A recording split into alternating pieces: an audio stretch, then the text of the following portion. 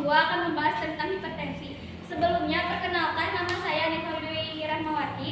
Saya sebagai moderator sekaligus pemateri 3. Perkenalkan, nama saya Salsa Milani sebagai pemateri 1. Perkenalkan, nama saya Dia Pujiansa, saya sebagai pemateri 2. Yang pertama ada pengertian hipertensi yang akan dibacakan oleh Salsa. Hipertensi atau tekanan darah tinggi adalah peningkatan tekanan darah histolik lebih dari 140 mg dan tekanan darah diastolik lebih dari 10 mg pada 2 kali pengukuran dengan selang waktu 5 menit dalam keadaan cukup istirahat atau tenang. Apakah berbahaya hipertensi? Pada keadaan tertentu, tekanan darah dapat meletakkan kerak di pembuluh darah koronor. Serpihan-serpihan yang terlepas pada penyumbat aliran darah sehingga terjadilah serangan jantung. Penderita tekanan darah tinggi beresiko 2 kali lipat menderita penyakit jantung koroner. Bagian terparah dari gangguan pembuluh darah yang disebabkan oleh hipertensi yaitu komplikasi pada ginjal dan jantung. Karena aliran darah yang tidak merata, maka beberapa fungsi organ tubuh akan terkena imbasnya. Gangguan darah turut mempengaruhi volume darah yang mengalir ke jantung. Jadi jangan heran kalau biasanya penderita hipertensi adalah penderita jantung pula. Selanjutnya ada anatomi dan fisiologi yang akan dibacakan oleh Dia. Yang kedua ada anatomi fisiologi, anatomi. Yang pertama ada jantung. Jantung merupakan organ maskular berongga, bentuknya menyerupai piramid atau jantung pisang yang berupa pusat sirkulasi darah ke seluruh tubuh, terletak di dalam rongga torak pada bagian mediastin. Sebelah kiri bawah dari pertengahan rongga dada di atas diafragma dan pangkalnya terdapat di belakang kiri antara kosta 5 dan 6, 2 jari di bawah papila lumae. Ukuran jantung sebesar kurang lebih genggaman tangan kanan dan berat kira-kira 250 sampai 300 gram. Lapisan jantung terdiri dari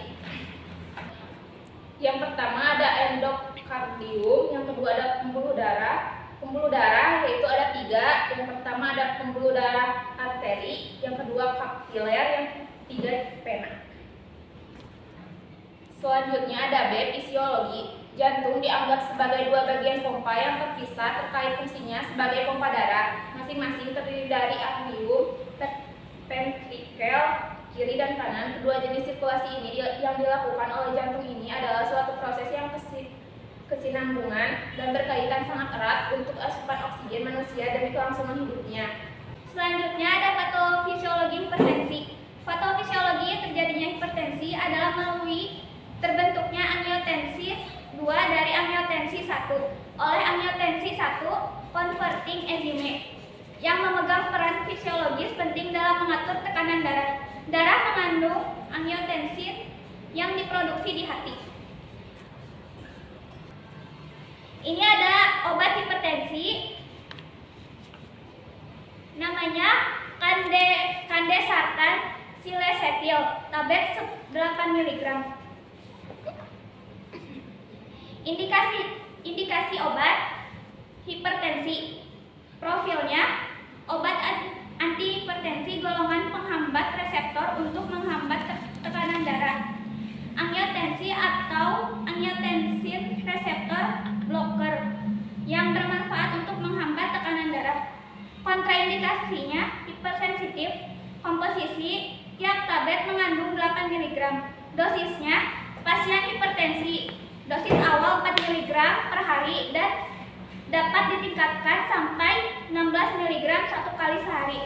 Aturan pakainya, dikonsumsi sebelum atau sesudah makan.